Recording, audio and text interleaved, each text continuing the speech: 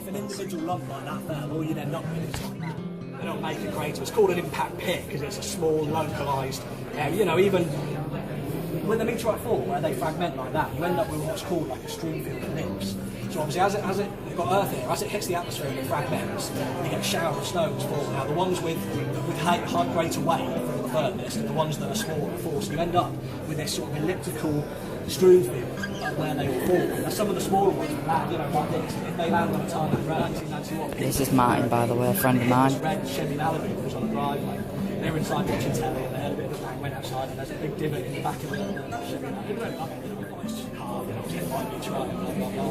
And bits of the meteorite have got red paint on where, you know, I mean, but it creates like a story, and that's what part of all this is about. It's not just the science of it, there's all the, you know, the earth impact, if you like, you know, of the story, how they found the finds, the what they hear, you know, how, you know, etc., etc. So, you know, there's quite a lot. I mean, meteoritics is one of the fields of science where amateurs can make a huge, huge difference.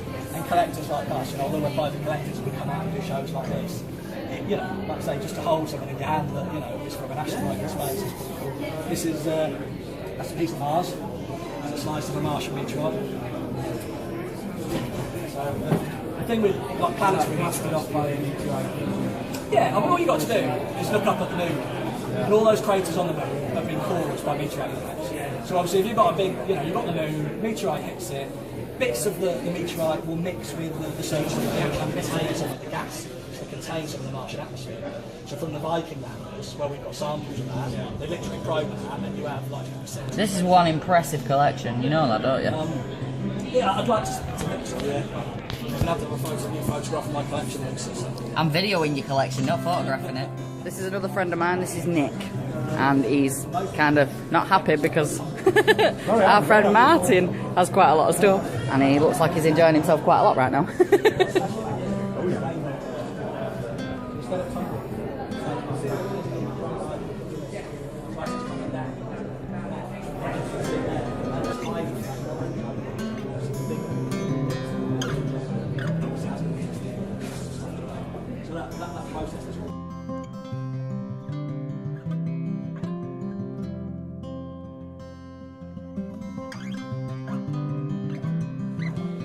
Yeah.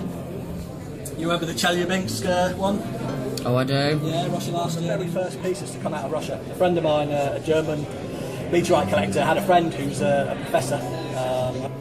So this is the Russian meteorite. That's the Russian, yeah. We need to tell YouTube what we're doing because they're just going to think we're just showing random rocks. It's an ice-cold Russian lake, and that's been sat at the bottom of it for sort of 6 months or more.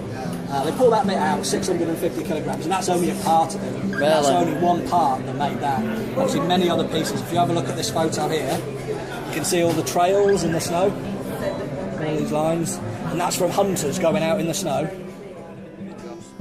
Some of them are very small, and then you have larger ones like that. The difference in size. And that's still, you know, that's quite a relatively small piece. But yeah, that's the Russian Chelyabinsk meteorite. Look at that. So that's a slice. So Chelyabinsk is a stone meteorite. Yep, like the one I've got around my neck. Like the one you've got around your neck, okie doke. And you can see these veins here. Yep. These are impact melt veins. So that's from an impact, not of the impact with Earth. That's from the asteroid that has come from, has collided with another asteroid in space, and that impact has caused part of the meteorite to melt, and then it forces the molten meteorite into these veins throughout. So the pressure and heat cause it to melt and then force it into these impact veins. That then solidifies and it becomes a new body, and that is it to fragment. And obviously if it's going to fragment on the weak point. So those melt veins, that's where it splits, that's where it falls, and that's what you end up with here. So some pieces show the melt veins, others don't. This dark black portion here is pure melt, and this is a sample that's purely made of this impact melt material there. Yeah. Now I know we've had this conversation, but how did we start again? How did we end up starting, and what was your first meteorite? How did I start? I've not got my first meteorite, but the that's just not right. piece of the first meteorite was this. It's Campo del Cielo, which fell in 1576 in South America. It's one of the most common iron meteorites. Iron meteorites, and in the middle, snowy iron. That's a sample of an iron meteorite. Very, very common. Multiple tons of it fell. And like I said, as they hit the atmosphere, they fragment. So it falls in multiple pieces. So although that piece there, this weighs 6 kilograms, you wouldn't want that falling anywhere near you. No. On your foot, on your head or anything. I like my head. That is a relatively small piece. But yeah, my first meteorite was a piece of this, about the size of my thumb. And that's what got me started. And here we are now. The rest is history. You alright, guys? I am. Yeah. You alright? Had a go at our competition there. This is the Widman Staten. Oh yeah. I was looking at obviously the pictures that I've got and that you've sent me. Yeah. And it still fascinates me, the colours and stuff and the markings. Like, look at that. If you get an iron meteorite and you slice it and you polish it, you'll end up with something like this. It's like a mirror. It is, that's exactly what. I mean, it's like stainless steel. It's an alloy of iron along with nickel and other elements, and that's pretty much what it is. So it's an iron alloy. As the iron meteorite is cooled over millions of years, made of T-lite and calcite, and basically the only way to produce that pattern is through millions of years of cooling. So once you polish it, you end up with that sort of surface. If you then apply acid to it, what happens is it etches away one alloy more than the other, and that's why you can see the structure. Does it? It is actually 3D. If you run your nail on it, you can almost feel like a texture, and that's because the acid eats away one material more than the other. But what it shows, that pattern, is you cannot man-make that pattern. The only way to create that is through millions of years of cooling. Yeah. So if you have what someone suspects is an iron meteorite, if you file away a surface and you see shiny metal like that, if you then test that metal to see if it contains nickel, that would be number 1. Does it attract a magnet? That would be 2 tests. If you then etch that surface and you see this pattern, categorically that's an iron meteorite. Yeah. There's nothing else. You can't replicate that. There's no way of fudging Only you. That's an achondrite, which is a type of stony meteorite. Yeah, it looks like this one. What have you got in there? This is the one that Nick sent me. Is that NWA? So that's... I know it's from Northwest Africa and I know it's 4 billion years old. That's as much as I can tell you. That's a stone meteorite. Just so you can see. That's an example of a stone meteorite. Look at the size of mine compared to That's an that. example of an iron meteorite. And then stuck in the middle, you've got a stony iron, which, like you see, that very one. obviously, I'll move that around, you can see that shimmering. Oh yeah. It's got a mix of the nickel iron alloy along with the silicate stony material. That's cool. So that's the 3 basic types, right? A common stone meteorite, and polish it, you'll end up, even though not as much as that, because that's got big chunks of nickel Yeah, iron, but you can if still move see this it. around, you can still see the flecks. So even though it's a stony meteorite, it still contains these flecks of nickel iron. And that's why meteorites are so important, because these stone meteorites represent material that hasn't been changed. It's not been changed geologically, and it's not from a differentiated planet like on Earth, where all the alloy and the metal and the heavy iron has moved to the centre of Earth. These asteroids haven't had that happen, so it's an even mix of this material. So it's almost like looking back in time and seeing something that we don't have samples of anyway. So that's why the study of meteorites is so important. These are impactites. There you go, impactites. Right, we got So that. these are all terrestrial materials that are affected by meteorite impact. So, Libyan desert glass, in the Libyan desert, bordered with Libya and Egypt, you've got all these sand particles, all this silica sand, and the meteorites impacted there, the heat and pressure causes the sand to melt, throws it up in the air, so basically that is melted silica, so it's almost a glass, it's a pure glass, but it's made from the meteorite impact. So this is a kilogram chunk of it. So although that's not a meteorite, it doesn't have pieces of the meteorite in it, it's caused by a meteorite impact. The same with these. These are terrestrial rocks where a meteorite has hit the Earth, and you can see all these chunks of rock. You can imagine a large meteorite impacting on Earth, breaking up the rock, all that rock gets thrown up into the air, and when it falls, you get this melt rock around it, and it reforms a new rock. So although, again, that's not a meteorite, it's just a rock that has been affected by a meteorite impact.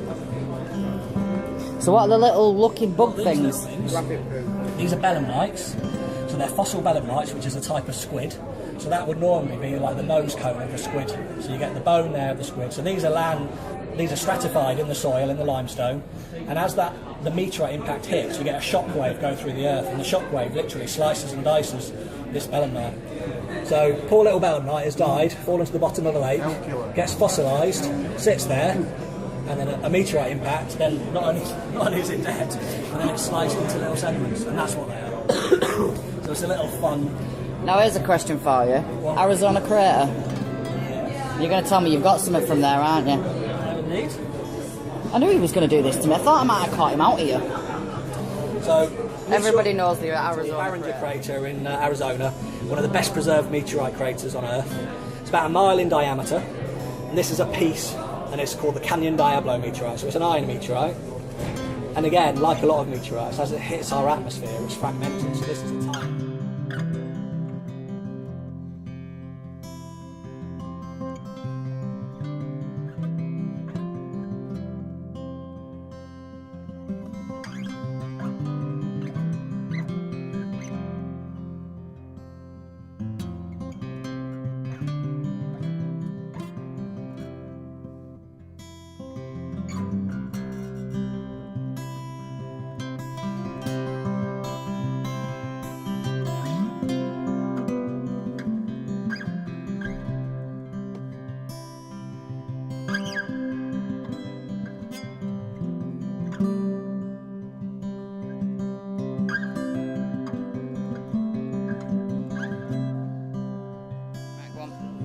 First UK meteorite that we've still got pieces surviving is the Wold Cottage in 1795.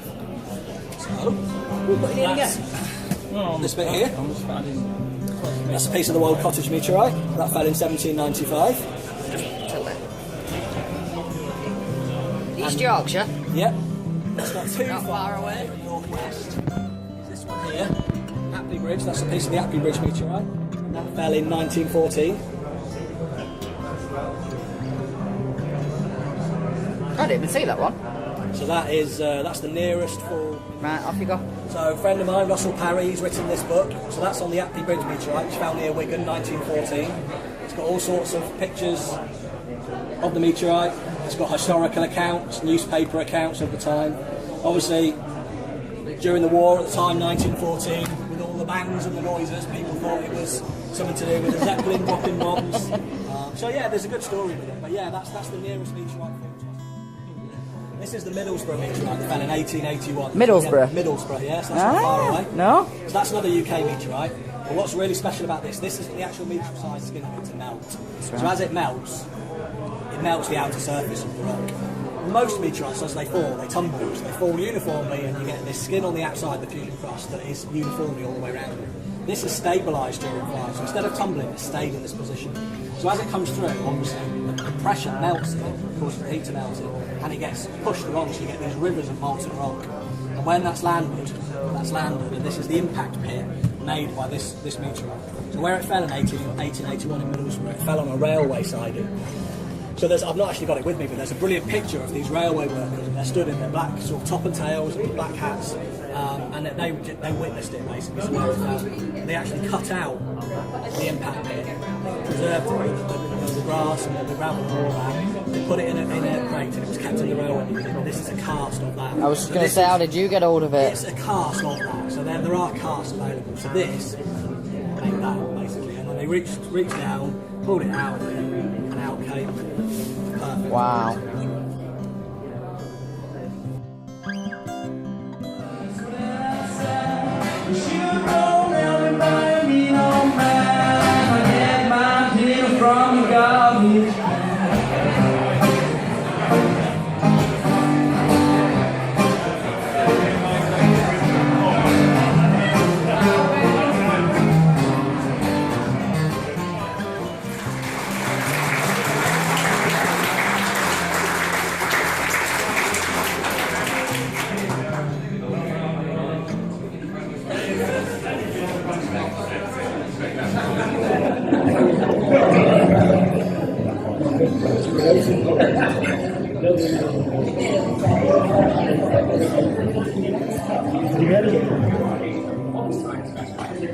Decisions, motions, distributions, motion, compositions, formation and evolution of the universe itself, as opposed to astrology, which is bollocks.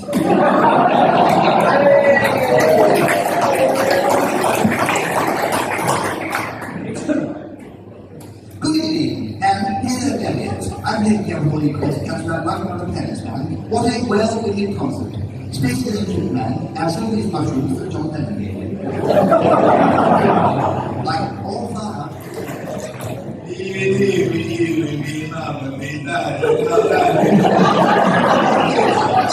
Is me team comes here.